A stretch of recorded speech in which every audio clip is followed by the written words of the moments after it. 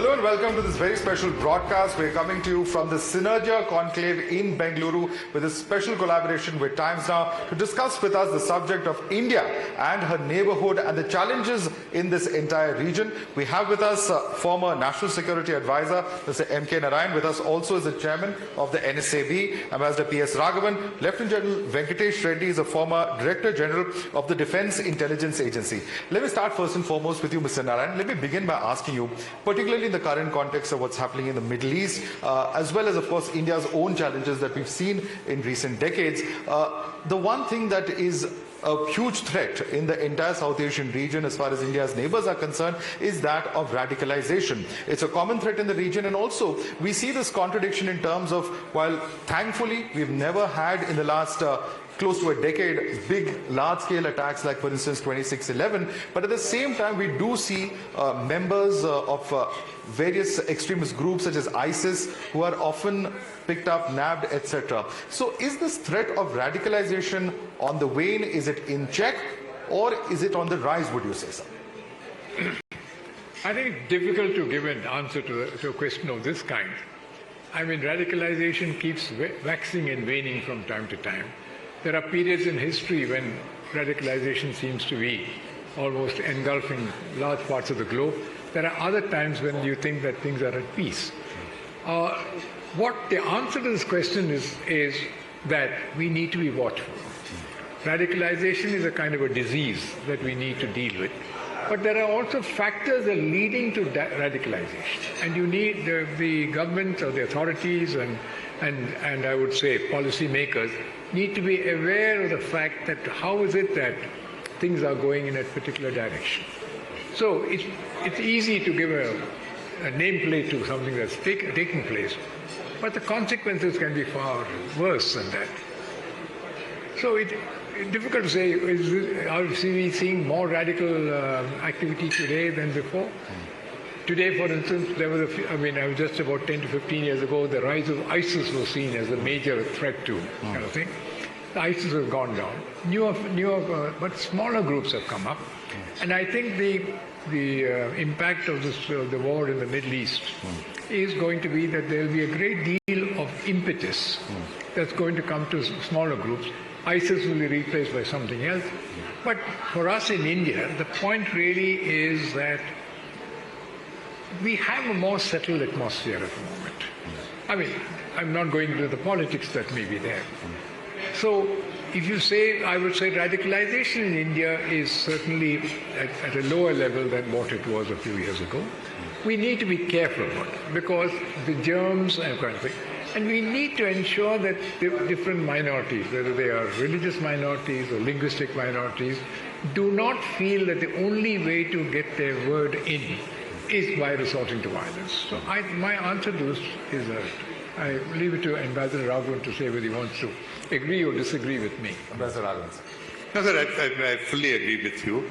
I think we've also had, I think by virtue of our polity, a tradition of dealing with sensitivity to the interests of various groups. And radicalization essentially starts with groups feeling that their interests have not been accommodated.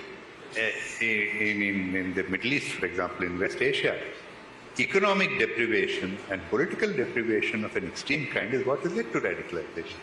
So I think we have in our system itself a level of check against radicalization and sensitivity by the government, sensitivity by the policymakers to grievances at the right time. I think deals with radicalization. Definitely, you would like to come in on this. What is your perspective on this issue? Yes. Firstly, both Mr. M.K. Narayanan and Ambassador P.S. Raghavan has already said what is the genesis of radicalization and what should be the measures taken by the policymakers and the governments to control the spread of this radicalization. In addition, I would like to add that why is it radicalization a major concern for any nation for that matter? It is because radicalization will lead to violence and extreme violence leading to terrorism. So for that we need to trace the genesis, as both panelists have already spoken. that it could be because of political reasons, socio-economic reasons, or even identity crisis. Having traced the genesis, then we need to have a counter-effective strategy formulated that revolves around firstly identifying or monitoring and identifying the genesis, who has been funded by external factors, external groups. Having identified the external influence of these groups who are spreading radicalization, then we need to have preventive mechanism across various domains, address their socio-economic inequalities, some perceived injustice and non-inclusiveness that they feel. Also, we should take proactive action to have both tolerance and inclusiveness as a government policy, Right. as a long-term strategy to deal with that.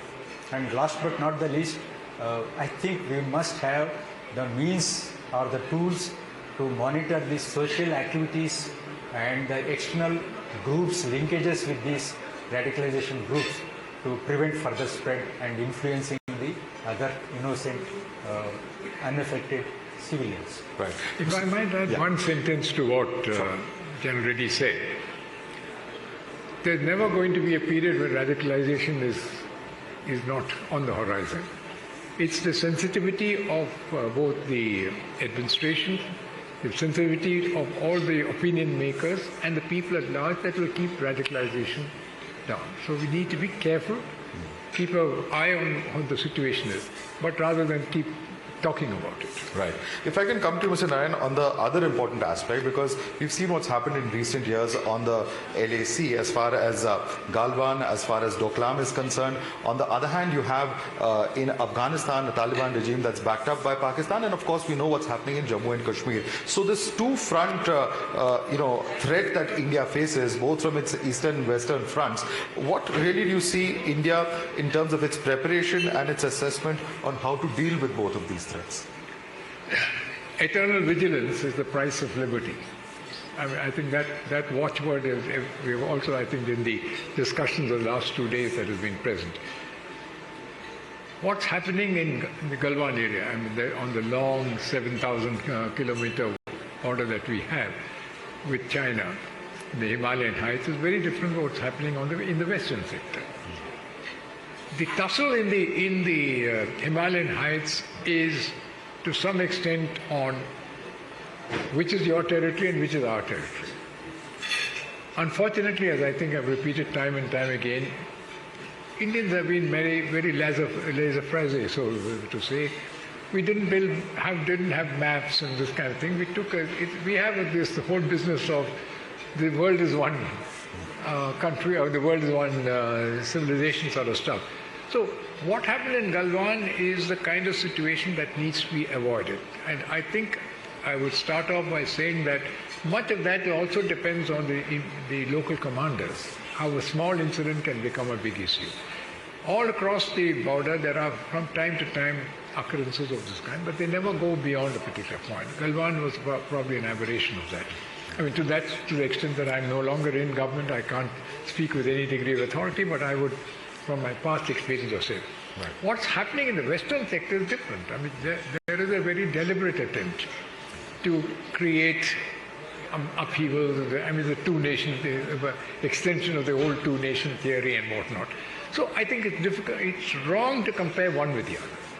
I think we can deal with the situation on our northeastern border with China. That is essentially Raghavan's area of activity, diplomacy, understanding the contradictions that exist, etc. Left one is something that we have to keep constant vigil that somebody is not trying to create problems for us. It's almost like creating an internal problem for us via an external agency. It's two entirely different things. So I leave it at that. Right. Because China, sir, seems to be having problems. We can just follow up on what you said with many of its neighbors, in the South China Sea to several of its neighbors. So it's not just India, but many are seeing this as a very sort of, if I can use the word, belligerent China when it comes to its territorial ambitions. No, I mean, I will leave that question, but I want to say India-China border lends itself to some amount of it. It's quite different from what they're doing in the shoals in the South Pacific, or I'm sorry, in the what you call South China Sea, etc. I mean, they're very fundamental.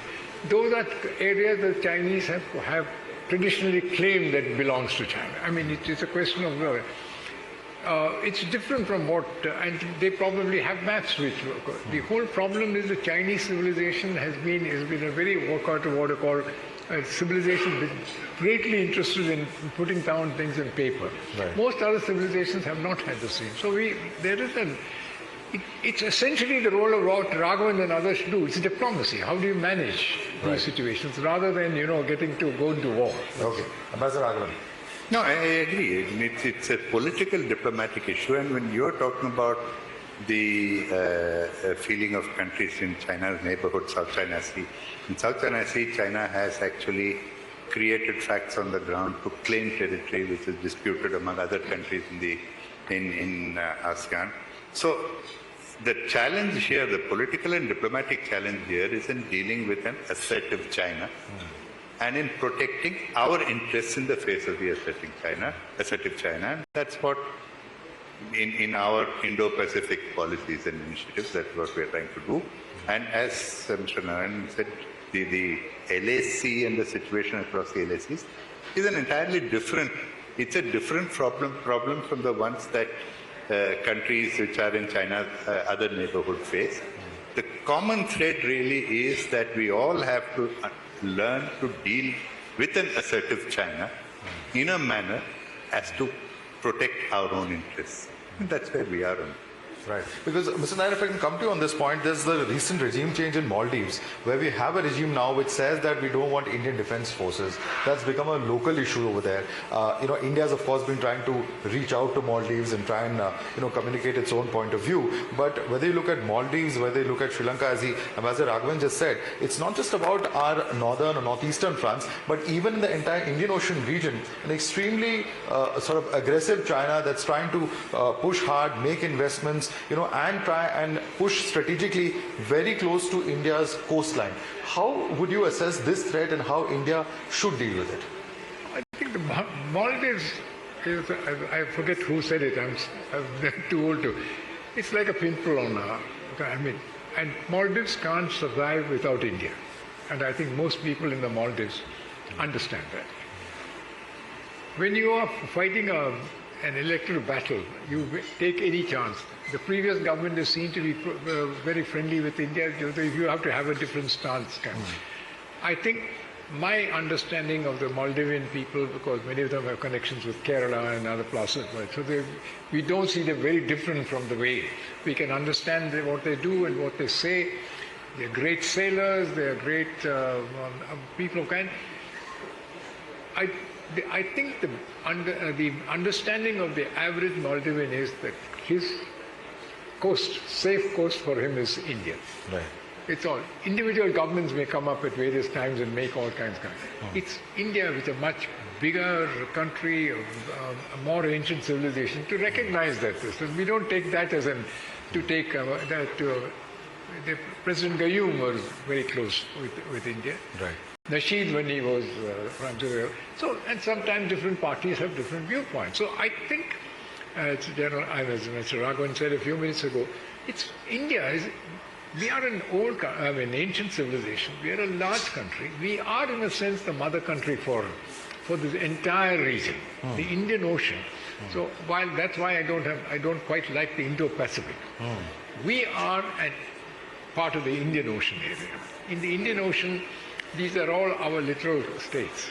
We are the guardians to some extent. Like all guardians, the person whom your proteges will have various issues. I think we need to deal with it. I don't think the Maldives is a problem whether you have the present administration or the previous administration pro or anti. I don't think. Maldives will be with India. Maldives can't subsist without India. Right. Reddy would like to respond to that. But, India being this big country, but at the same time, there is this sort of threat of China that many observers, in fact, look at very seriously when you talk about the entire Indian Ocean region. I totally agree with Mr. M.K. Narayanan's views of India-Maldives relations and the dependence of Maldives on India for every aspect, including sustenance, economic sustenance, and security cooperation and all related aspects. Because having traveled far and wide in Maldives, having interacted with the common man of Maldivian population, I feel that it is only a few people, a section of society which is propagating this anti-India narrative, which is not the common narrative of Maldives as a nation. And the common man is mindful of the economic dependence of the country, the security cooperation arrangements that are existing and continuing with the nation, and also the humanitarian aid. For example, I must tell you, when I spoke to a common man on the street, they were saying that India was the first one to offer them the vaccines during COVID. And because of that vaccine given to them, their tourism revived. And the tourism is the main source of their revenue. Right. And they came out, or they bailed out of the debt, economic debt that they were facing. So they are mindful of Indian assistance. And I think I tend to agree with Mr. M.K. Narayanan that India-Maldives relations is much deeper and much stronger than a few vested interests which are propagating this anti-India sentiments. Right. Right. Ambassador Raghavan, if I can also draw your attention towards Bangladesh. It's a country where, there have been several issues in the past. Now we are looking at Bangladesh, which is reviving economically. Their per capita income, beg your pardon, is higher than India. And this is really something to look at very seriously, given the fact that in the entire South Asian region, we have an area where the challenges have been of growth and development. But this is really one positive. If a regime wants to actually work on its economy, they can do that. They don't have to be in any way dependent on India or any other power, and that's, I think, the big message for all of South Asia, because economic sustenance also has its own implications for security. That's absolutely true. Bangladesh has been a remarkable success story in terms of economic growth, in terms of human development. You talked about GDP. Their human development indices have improved hugely. It's really a country which has shown the determination to pull itself up by its bootstraps, and they've done extraordinarily well. And they're giving Indian exporters a run for their money, as you know, in a number of products abroad. Right. So it's a remarkable success story, and it's also a success story in terms of our relations with Bangladesh today. They're the best that they've ever been before. And our economic linkages have worked very well. Our trade and transit arrangements are doing very well. So really we have a lot to celebrate when we talk about Bangladesh or about India-Bangladesh relations. Mr. Nayan, would you like to respond on that point? As I said yesterday, I'm a dinosaur, so I look at you have to be in Bengal to understand the relationship between Bangladesh and India. I mean, if you are in Bengal and you have an opportunity to mix with the people, they don't see any difference. Yeah, I mean, there will be, as I said, the Maldives also, there are dependencies and there are not. I think the dependencies are far greater. And at least, I would say, for at least another generation or two, the average Bangladeshi will never forget what we did. They recognize that what we have done for Bangladesh, liberating them from Pakistan and various matters. I mean, it's difficult to sit here and say, but I was very deeply involved in the earlier part also, but as the Governor of Bengal, I found the songs are the same, the languages, their language in many ways the song is superior. I'm going to Bengal next week, they'll kill me for this one. But the point is, yes, but I come again and again, and I think Raghavan has done that very extremely well when he was a diplomat. We must recognize you're a large country. And therefore it is always for the large country to behave as well. I mean, unfortunately, China does not do that. And that is the difference between India and China. So all these countries are in a real measure dependent on India. I'm not talking in terms of dependence, but in terms of the civilizational traits, etc. So I do not think if we play our cards, it doesn't matter which government is in power in Delhi or which government. I think none of our neighbors will be separated from us in that. Pakistan is a different case. We started off in different case, but I think we can, if we play our cards there also, we can do that in their own ways. So, Thank you so much, Mr. Ryan, Ambassador Raghavan, as well as Lieutenant Reddy for joining us for this special session. Thank you.